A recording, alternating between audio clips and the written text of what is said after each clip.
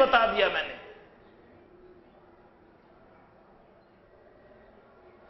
اللہ پاک کا حکم نہ ماننا، اس میں ہماری ناکامی ہے۔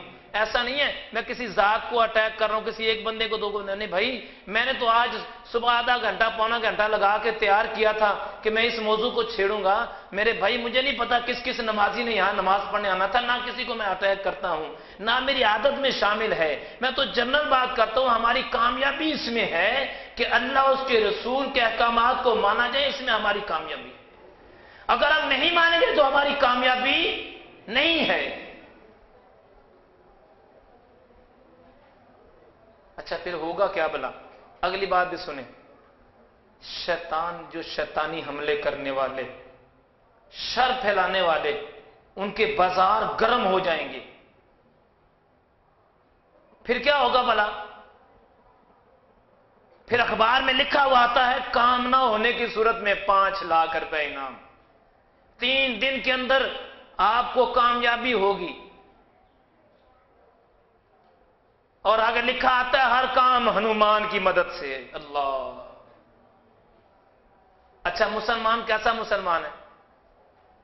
سیدھا اس کے پاس چلا جاتا ہے۔ سوچ میرے بھائی، خدا را کبھی سوچ، کیا مسلمان تیری شان یہی ہے کہ ہنومان کی مدد سے تیرا کام کیا جائے؟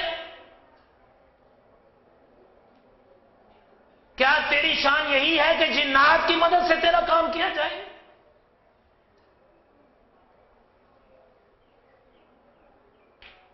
تیری شان تو یہ ہے کہ لقد خلقنا الانسان فی احسن تقویم، یہ تیری شان ہے۔ خالق خود فرماتا ہے کہ بندے میں نے تجھے خوبصورت ساخت سے پیدا کیا، تو میرا قریبی ہے، تو میرا پیارا ہے، تو میرے سے مانگے گا میں رب تجھے عطا کروں گا۔ اے بندے تیرا رونا مجھے بڑا پسند ہے، تیرا مانگنا مجھے بڑا پسند ہے۔ میں تو تیری تنگ دستی کرتا ہی اسی لیے ہوں کہ تو تنگ دست ہوگا، میرے سے مانگے گا، تیرے گناہ بھی معاف کر دوں گا، تنگ دستی بھی دور کر دوں گا۔ تجھے تو پریشان اسی لیے کرتا ہوں کہ تو پریشان ہوگا، پریشانی کی حالت میں میرے سے مانگے گا، جب تو مانگے گا میں تیرے پہ ناز کروں گا، تجھے عطا بھی کر دوں گا۔ تجھے تو دکھ اس لیے دیتا ہوں کہ تیرا دکھ دیکھ کر فرشتوں کو ترس آتا ہے، میں رب ہوں مجھے بھی ترس آتا ہے، تیرا دکھ بھی دور کرتا ہوں، تیرے گناہ بھی معاف کرتا ہوں۔ تجھے تو پریشان اس لیے کرتا ہوں کہ تو بھولا رستہ چھوڑ کر میرے رستے میں آ جائے تاکہ تجھے راہ مستقیم کا پتہ چل جائے۔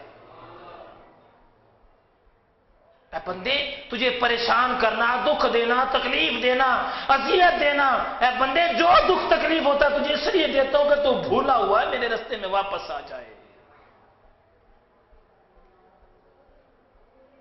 اے بندہ مسلمان سوچ، آج ہم دنیا سے اتنے لگاؤ رکھنے لگ گئے کہ دنیا کے معاملے کو سچ کہنا شروع کر دیا اور قرآن اور حدیث کو ہم نے پیچھے کرنا شروع کر دیا۔ انکار تو نہیں کر سکتے نا، انکار کریں گے تو ویسے ہی دار اسلام سے خارج۔ آج صورتحال بتاؤں، ہو سکتا ہے ناراض ہو جائیں آپ میری بات۔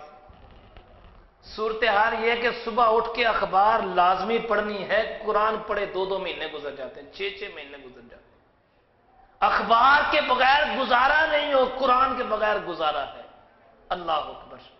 اخبار میں وہ لکھا آتا ہے کہ آپ کا یہ ہفتہ کیسا گزرے گا، اس کو ضرور پڑھنا ہے کہ میرا ہفتہ کیسا گزرے گا۔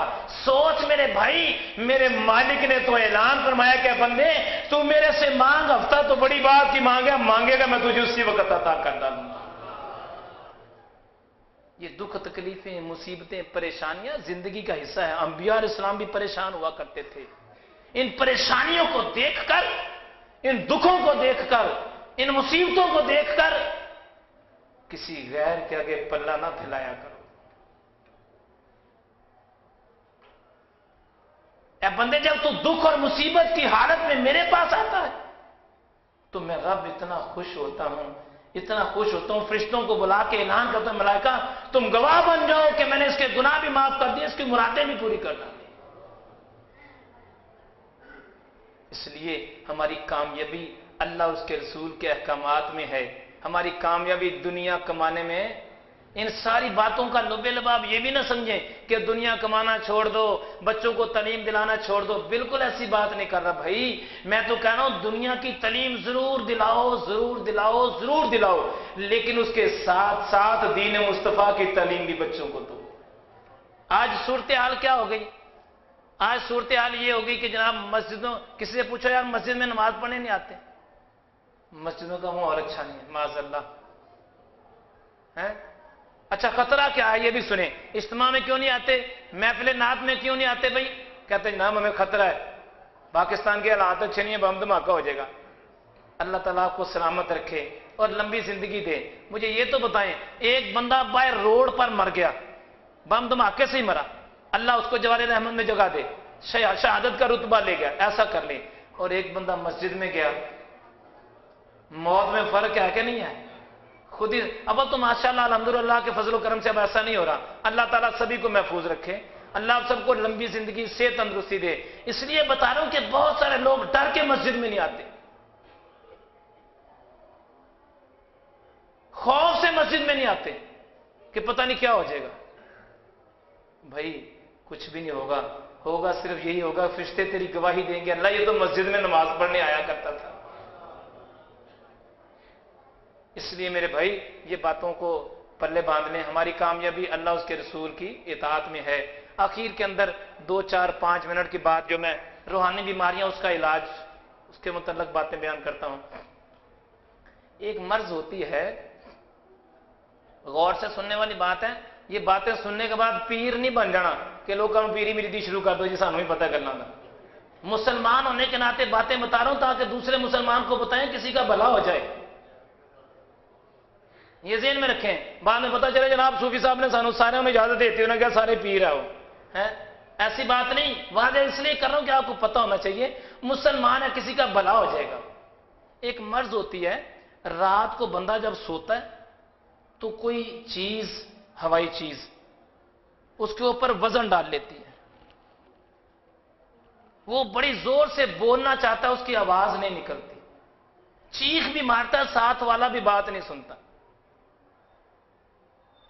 پھر وہ خود بخود ہی اس کے دماغ میں بات آتی پڑھنے کے لیے، نیند کی حالت میں کوئی نہ کوئی قرآنی آیت پڑھتا ہے یا اپنے بزرگوں کا تصور کرتا ہے تو وہ چیز آہستہ آہستہ آہستہ آہستہ اس کو چھوڑ دیتی، اور صبح جب اٹھتا ہے تو اس کا جسم نڈھال ہوتا ہے، اور وہ بیماری کی جیسے ہوتی نا بندے کو ایسا ہوتا ہے اس کا جسم، اور پھر اکثر اوقات اس کے کندھوں پر وزن رہتا ہے، وزن، ویٹ۔